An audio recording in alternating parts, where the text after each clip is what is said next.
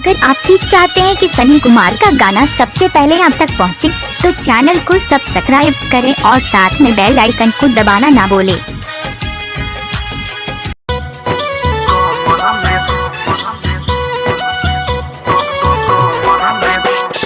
सनी भाई mobile number 7800264229।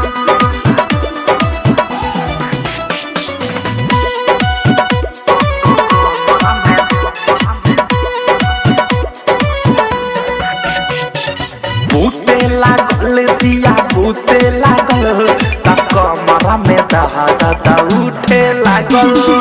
बूते लागल दिया बूते लागल कमरा में दहाड़ा उठे लागल।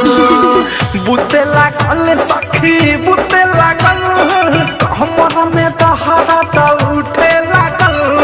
जब से भातार संगे सुते लागल कमरा में दहाड़ा उठे लागल।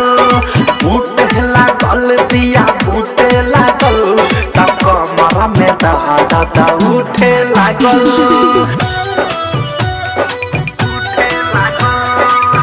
DJ Sunny, DJ Sunny, DJ Sunny, DJ Sunny।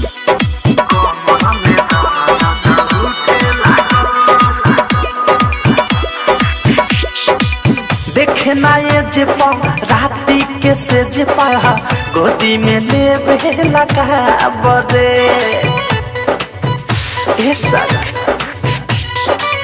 कितनो चिल्लाई हम माई महाई देवेला मुहावा के दाबदे।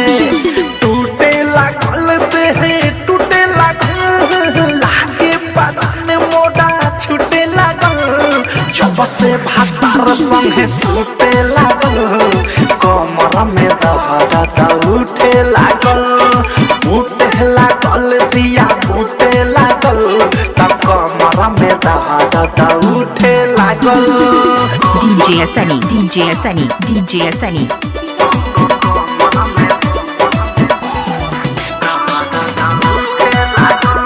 7800264229।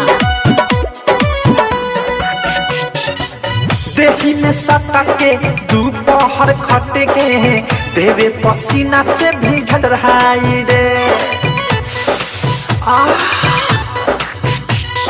चटर चटर करे देह मोटा जहारे चोली देवे सीधाई रे।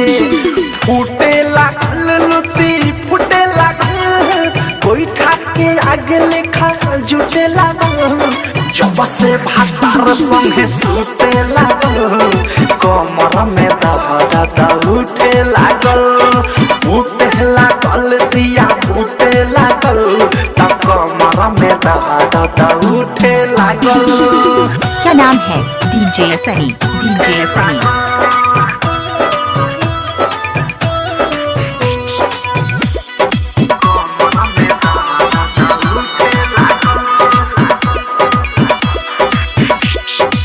से के दाही पॉडकास्ट सहरी राइटर रवि की विशाल हो। DJ अवधे प्रेमी सोचिए के साथी लागे न देवे लगाल हो। घुटे लागल दम घुटे लागल अनुराग विकास मुकेश रूठे लागल। जब से भातार संगे सुते लागल कमरा में दहाड़ा उठे लागल। बूटे लागल दिया बूटे लागल कमरा में। सनी भाई मोबाइल नंबर 7800264229 है ना।